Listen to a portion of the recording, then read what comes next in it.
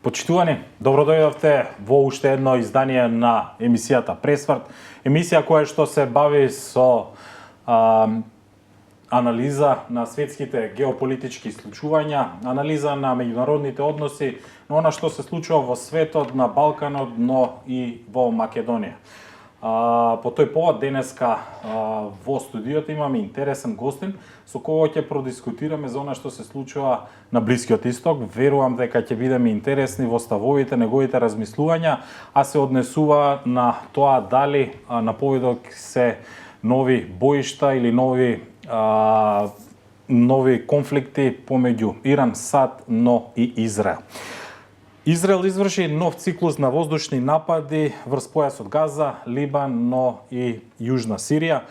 Како што велат властите од Телавив, фокусирајќи се на терористи кои наводно планираат терористички напади. Дали овие напади означуваат нов циклус на борбени действија и следили на Блискиот Исток, како што напоменав пред малку, уште една војна откако американскиот председател Доналд Трамп неодамна изјави дека доколку Иран не се согласи со договорот со САД за ревидирање на нуклеарните капацитети, САД жестоко ќе ги нападна. За ова, но и многу повеќе во однос на Блискиот Исток, САД, Израел и светот во емисијата Пресврт разговараме со политичкиот аналитичар Сем Вакнин, со кој имам огромно задоволство во наредните неколку минути да одговориме на многу интересни прашања. Сем, ти благодарам уште еднаш што ја прифати поканата за твоето гостување во Слободен печат, да им објасниме на нашите гледачи. Јас ќе ги поставам прашањата на македонски, а се надевам дека добро го познаете пред се македонскиот јазик, ќе одговарате на англиски и ќе бидеме жолчна дебата. Се надевам дека ја слушнавте мојата најава во за што станува збор, па еве на самиот почеток веќе неколку медиуми, светски медиуми јавуваат дека Америка заедно со британците се групираат воено со воени бродови во Индискиот океан. Истото тоа се случи во Црвеното море. Ги гледаме ние случувања со нападите на хутите на транспортните бродови американски, британски и така натаму. Веќе во оние најави, изјави на американските функционери и челници се најавува некаков воен напад, односно некаква воена групација за остварување на западните цели, а тоа е уништување на нуклеарните капацитети на Иран. Може ли еве накратко на самиот почеток да ни ги кажете вашите согледувања во однос на тоа што имаме во моментов на локацијата? Thank you for having me, first of all. I think it's very easy to lose oneself in numerous facts. The army is moving there, the army is moving here, there's terrorists here. It's very easy to lose oneself. I think we need to take a step back and look at the massive historical changes that are taking place all over the world and within which the Middle East fits as part of the puzzle, part of the jigsaw puzzle. Donald Trump is taking the world back to the 19th century and to what used to be known as realpolitik. In the 19th century, we had two principles that governed international affairs. The first principle was the balance of power, where there was a multipolar world with multiple superpowers, and they were balancing each other. And the second principle was the spheres of influence. Each superpower had its own region which belonged to it, and the other superpowers agreed not to interfere in this sphere of influence. So the world was divided. You had 3, 4, 5 mega powers like Russia at the time, United Kingdom, France, Italy even, and so on, and they had their own spheres of influence. And of course this gave rise to colonialism. Donald Trump is taking us back to this, and he wants to divide the world this way. Russia will have Europe. Russia will be recognized as a major superpower, and its sphere of influence will be Europe. The United States will exit Europe, will allow Russia to take over Europe, and will focus on the Middle East, which is oil-rich, and on the Indo-Pacific. So that would be the sphere of influence of the United States. Of course, Central America, Latin America, I'm not talking, this is the neighborhood of the United States. Да, говориме за големите моќници. Yes. And China, which is the third superpower, China will have parts of Asia. This is the general idea. That means that Russia has to exit, withdraw from the Middle East, which is exactly what Russia is doing. Russia left Syria suddenly, and the regime of Bashar al-Assad collapsed. Токму така. Russia has essentially left Iran to cope on its own, and Iran suffered major blows. Hezbollah, Hamas, which were long arms of Iran within what was called the axis of resistance, they were essentially decimated, decapitated, and to a large extent eliminated as a fighting force. So Iran, with the exception of the Houthis, Iran doesn't have anymore a presence in the Middle East as it used to only 1 year ago. Добро. And throughout this process, it did not receive any meaningful support from Russia. They signed an agreement with Russia. Да, на 17 јануари, Yes, на почетокот на оваа Russia година. gave them some anti-aircraft things, but no meaningful support. Russia is focusing now on Europe. There is Ukraine, but Ukraine will only be the beginning. I believe that Russia definitely is planning to take all over Europe. Меѓутоа, господин Вакнин, прашањето ми беше да бидеме попрецизни во интерес на времето. Како го гледате тоа воено групирање во моментот So кој што I'm кој што се reaching this одвива? point. Because the Middle East now belongs to the sphere of influence of the United States can do anything it wants in the Middle East. Што подразбира тоа? And therefore, it will definitely attack Iran militarily. It will use Israel to take over Lebanon and Syria and Gaza. It will use Egypt. It will negotiate with Egypt. And if Egypt refuses to collaborate with the United States, it will attack Egypt as well. And it will take over big parts of North Africa. So the United States is back, and it's the only superpower in the Middle East. Israel is the assistant of the United States, and both of them are going to take over the Middle East. That's the situation. Овде едно подпрашање би сакала да се надоврзам на она што го пред малку споменавме и се однесува на руско-кинеските или иранските врски, од тој пакт кој што дел од западните медиуми го нарекоа и како голем злочинечки сојуз. Меѓутоа, колку оваа ситуација кога се групираат западните сили, како што рековме во регионот, до Русија ќе остане нема на случувањата во Иран, ако се земе во предвид дека Иран и помагаше на Русија во однос на оние можеби најкруцијалната работа со помош на дронови, со помош на технологија која што Русија во еден момент ја немаше. Ќе изостави ли сега класично речено или новинарски шаблонски речено поддршката Москва кон Техеран и ќе го заврте грбот? Russia is finished with Iran. Russia is now becoming an ally of the United States against China. So they are both, because China and Russia are historical enemies. They have a long history of wars and conflicts and Меѓутоа на hostility. терен не се така Because the United States decided that Russia is an enemy. But now that the United States is changing its mind and regarding Russia as a friend, Russia has all the incentive to go to the United States and together to attack the historical enemy of Russia, which is China. That means that Iran can forget about Russia. Iran maybe could rely on China to some extent, but not to a large extent. Iran is doomed. Iran is in a very, very difficult position. Овде би сакал малку подетално да влеземе околу Иран, моменталната политичка ситуација во земјата, во однос на она раслоеност кој што ја отфрла и врховниот лидер на Иран Ајтолахот Али Хамнеи, но и председателот Пезешкајн, каде што на неколку пати повикуваат во јавноста да се обедини населението.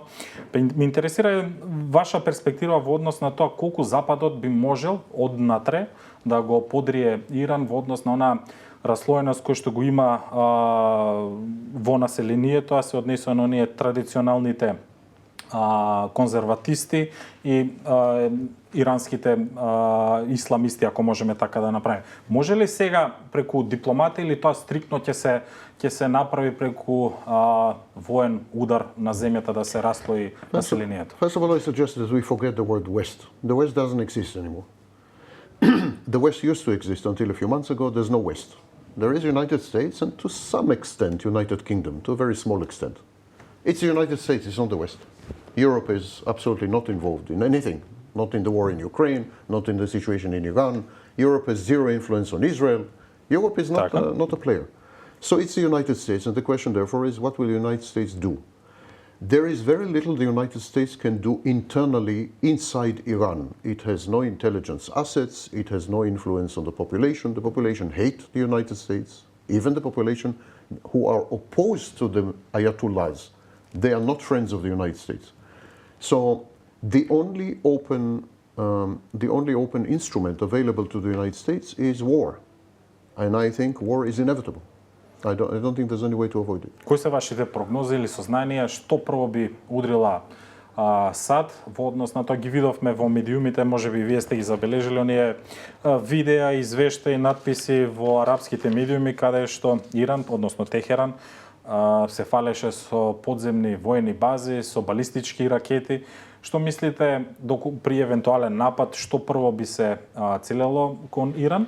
Иако на неколку пати досега имавме гаѓање на целиот Израел кон Иран токму за ова. Што би било поразлично сега САД, што би нападнале првенствено за разлика од тоа што го стори Израел пред неколку месеци? So there are two approaches. There's a debate on how to go about it. One way is to provoke the local population to get rid of the Ayatollah regime. And so then the targets would be essentially targets that would make the life of the population very difficult. For example, banking, or retail, or infrastructure, transportation, and so on. So the life of the population will become hard, and the population will rebel against the Ayatollahs. This has been done in the past by the United States and multiple countries. That's one approach. Israel is against this approach. Israel wants to eliminate simultaneously all underground bases, underground nuclear facilities, and overground nuclear facilities.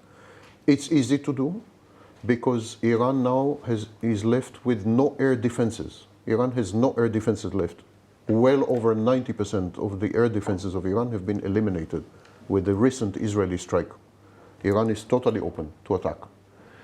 The only impediment, the only obstacle is that you need to use a special type of bomb that only the United States has. And these are bunker busting bombs and bombs. Да, тие беа користени во Југославија во времето. Предпоставам и сега се уште се актуелни. And these bombs can penetrate deep in the ground and can destroy hidden bases and underground facilities, tunnels, and so on and so forth. But only the United States has a monopoly on these bombs. Now, the Truman group of carriers that was moved partly into the Indo-Pacific and partly to the Red Sea, they have airplanes that carry such bombs. So that's a strong indication that the target is not the Houthis. The target is Iran. Така. Also, there is a belief that if you decapitate the head of the snake, the rest of the snake dies. So if you destroy Iran, how long can the Houthis survive? Тоа е истиот, претпоставам, метод кој што се користеше во Ирак во 90-тите години. Дали истиот принцип и овде би се применил од американската сегашна администрација? Iraq was a singular entity, was a homogeneous, uniform entity. Iran is an octopus. It has arms everywhere. And rather than fight the arms, which is not an efficient way, perhaps there is a need to decapitate the octopus, to destroy Iran itself. Once Iran is destroyed, and there are many ways to do that, starting with even harsher sanctions, attacks on ships that carry what is known as the dark navy or the dark fleet, attacks on ships that illegally carry Iranian oil, discounted Iranian oil everywhere. I think the war will start in the sea, not on the land. I don't think the initial targets will be nuclear, but I think the initial targets will be ships, all kinds of ships, container ships mainly, and so on, to cut off Iran's ability to sell oil. Iran does have a pipeline, actually two of them, but they're very sensitive to sabotage. So most Iranian oil is sold via the sea. Mm-hmm. If the Gulf and the Red Sea are cut off, Iran will die essentially. Овде би сакал уште едно прашање, па би се навратили или би продискутирале малку подетално околу предложениот план на Трамп за нуклеарно разоружување на Иран. Колку иранските позиции на Блискиот Исток сега, сето она што го споменавте, се ослабнати во однос на од пред неколку години или месеци, ако се земе во предвид дека и режимот во Сирија е соборен во однос на она традиционална врска која што имаше Иран со Асад, а се издвојува сега, односно се надополнува како противтежа Саудиска Аравија. Колку во она поедомна точка пред евентуален воен конфликт, како што велите вие, Иран е моќен или односно слаб да ги издржи овие удари, санкции и така натаму? Depends which type of war. Iran had two basic military structures. One was the axis of resistance, which was Hezbollah, Hamas, the Houthis. They're in bad shape. They're decapitated and destroyed. So now we are talking exclusively about Iran's military capacity within the territory of Iran. The air defenses are destroyed, so everything is vulnerable to aerial attack. There is a seriously strong infantry, for example, the Republican Guard and so on. So if there would be an invasion like in Iraq, the war would be much more difficult because the Iranian army is much more formidable than the Iraqi army, as we have seen in the 8 years war between Iran and Iraq. Токму така, да. Yeah. So it's a substantial army. If they invade Iran physically, it's not going to end well for the United States. So I don't think they're going to do it. Значи, вашите сугестии, односно размислување, дека тоа ќе се прави преку воздушни напади, Siege. каде што ќе се таргетираат цели кои што... First of all, siege. To surround Iran, to not allow it to get anything in and to get anything out. Not to sell anything, oil or anything. And then, once Iran is totally isolated, and then to attack all various facilities and so on, and to make the lives of the population very difficult. For example, banking, you can use with cyber attacks. You can use cyber attacks to disable banking and so on.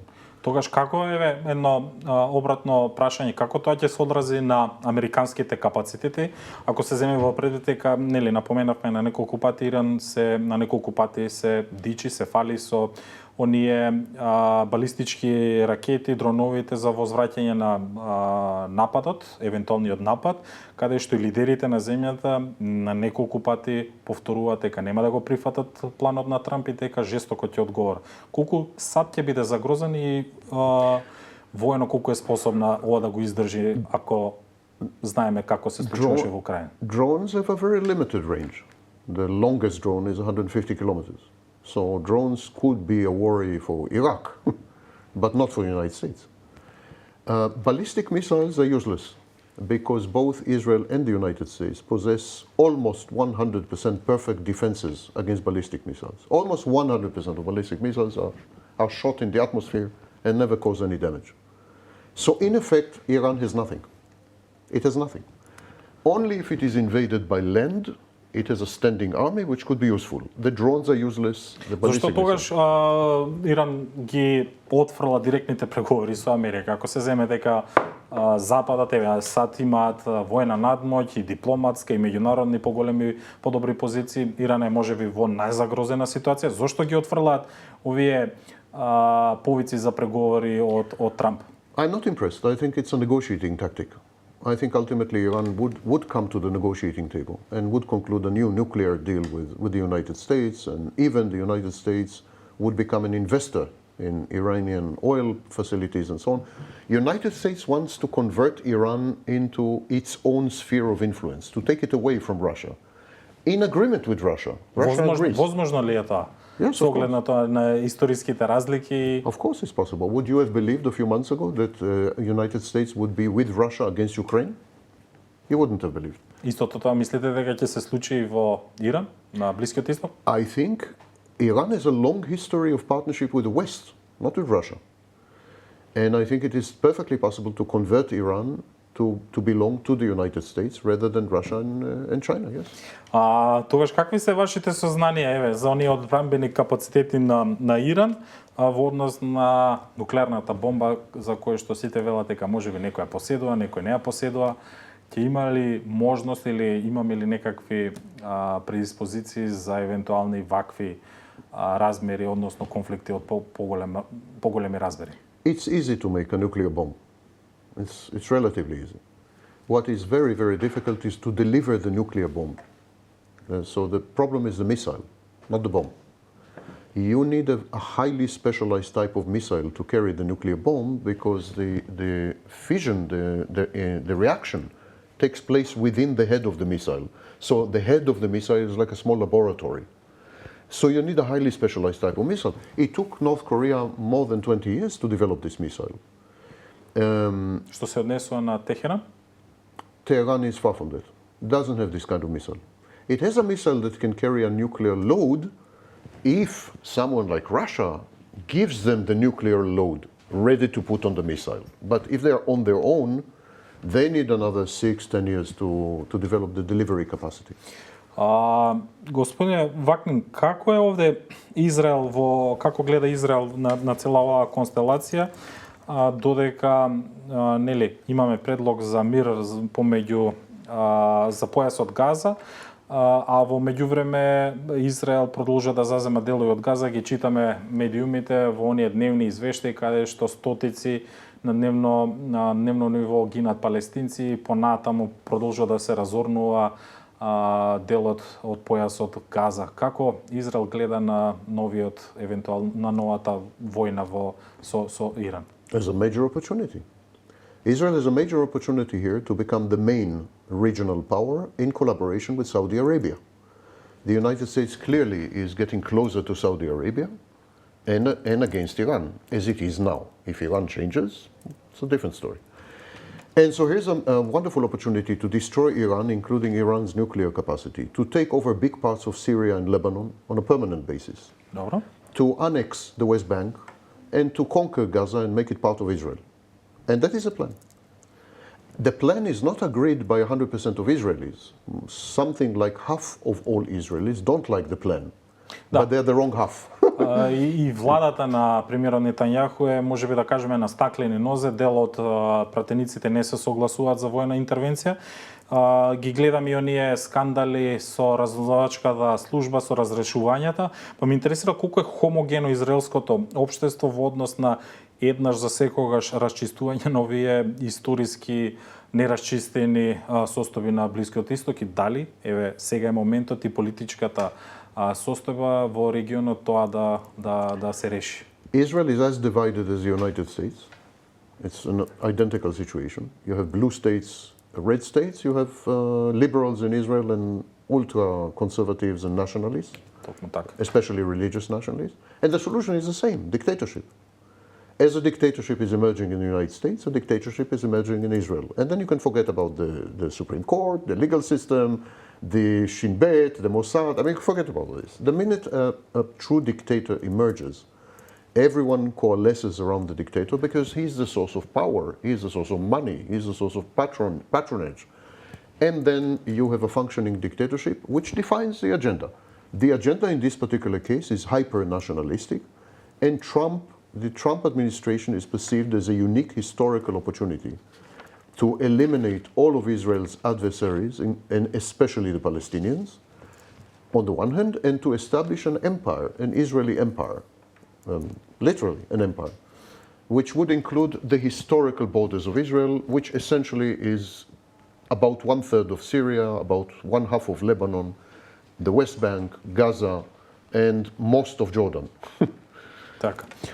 Уште едно прашање околу Израел и мировниот план, нели, не го продискутиравме малку подетално, би сакал овде да проанализираме во однос на тоа како го гледате мировниот план, иако еве и очигледно се прекршува и очигледно имаме некакви јалови обвиди за нов мировен план, ново заседавање, односно помош од страна на Египет.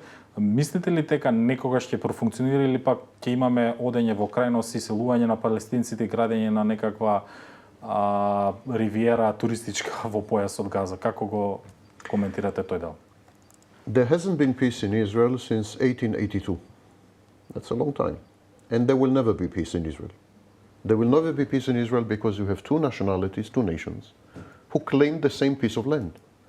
And this is not a piece of land the size of Texas or Greenland.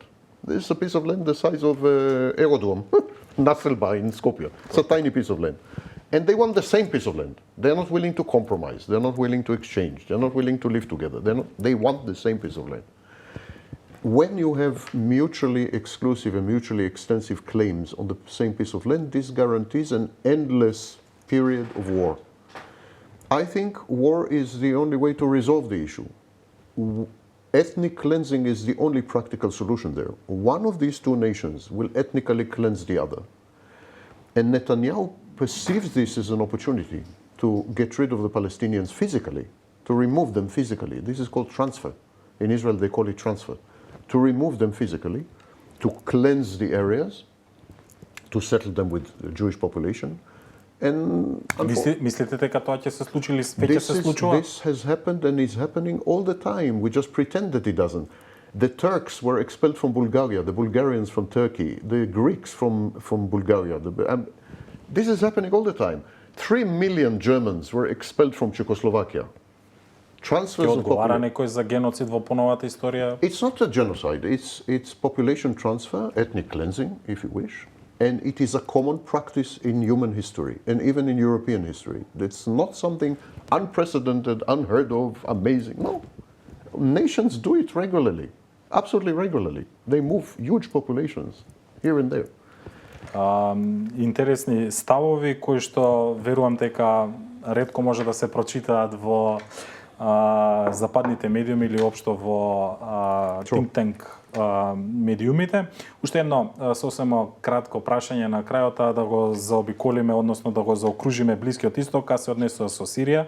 Гледаме дека повторно таму имаме немири, алавитите со христијаните, имаме не се етнички чистења, меѓутоа имаме вооружен отпор.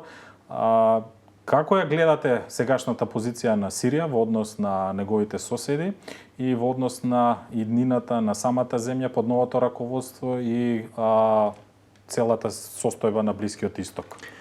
Syria is not a homogeneous country. It is actually a combination of multiple minorities. Israel always collaborates with minorities to undermine countries. So Israel collaborated with the Kurds against Iraqi administration. So Israel now will collaborate with minorities inside Syria to destroy Syria. It will collaborate with the Druze population in Syria against the Syrian regime. The idea is to destabilize Syria to the point that Israel could take over physically about 1/3 of Syria and be there permanently, on a permanent basis. Што и сега е дел окупирана територија од They страна started, it's a small, but they're going to go much further, almost to Damascus. на израелските Almost to Damascus. сили. Господине Вакнин, ви благодарам уште еднаш за овие интересни ваши гледишта за случувањата на Блискиот исток, но и предвидувања во однос на тоа што ќе направи новата администрација на Трамп, дали ќе го нападне Иран и како ќе се рефлектира тоа на светот и во Блискиот исток. Ви благодарам уште еднаш. Thank you again for having me. Почитувани, тоа беше аналитичарот Сем Вакнин, мојот гостин во емисијата Пресврт, со кого продискутиравме на жешки прашања, на интересни заклучоци, анализи негови, а се однесуваат на Блискиот исток, можната војна интервенција на САД врз Иран, како и на состојбите во Израел и Газа. Ви благодарам за вашето внимание, а на вас ви препорачувам да ја заследите YouTube страницата на Слободен печат и да го читате порталот Слободен печат. Пријатно од мене.